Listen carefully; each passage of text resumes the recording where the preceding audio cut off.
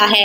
जनाब सदर हजरत अली रजी अल्लाह तआला अन्हु इरशाद फरमाते हैं, जिसने मुझे एक लफ्ज़ भी सिखाया वो मेरा उस्ताद है, वो मुझे अपने पास गुलाम बनाकर रखे या फिर मेरा सौदा कर दे।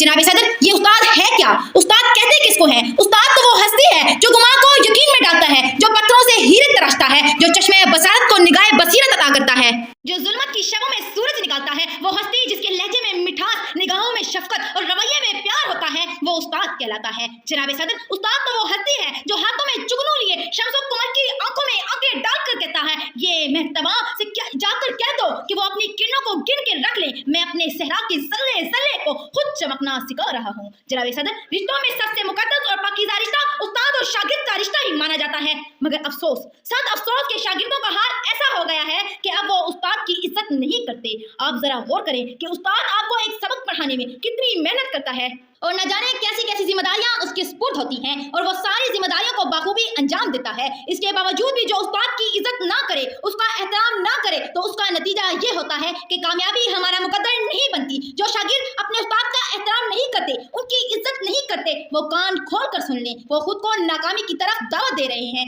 कामयाबी कभी उनका मुकद्दर नहीं बनेगी। जनाब सदर वालिदैन वो हस्ती है जो अपने बच्चों को अर्श से फर्श पर लाती है, लेकिन असाजा वो हस्ती है जो बच्चों को फर्श से अर्श पर पहुंचाती है। असाजा खुद बादशाह तो नहीं होते, लेकिन बादशाह बना देते हैं। अपनी तकरीर का इख्तिताम इस शेर से करूंगी, ये गम खाता चला जाता है मुझको, मुझे इस खौफ से फुर्सत नहीं।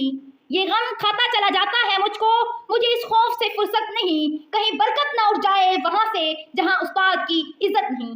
आप सबकी समातों का बेहद शुक्रिया। वस्सलाम।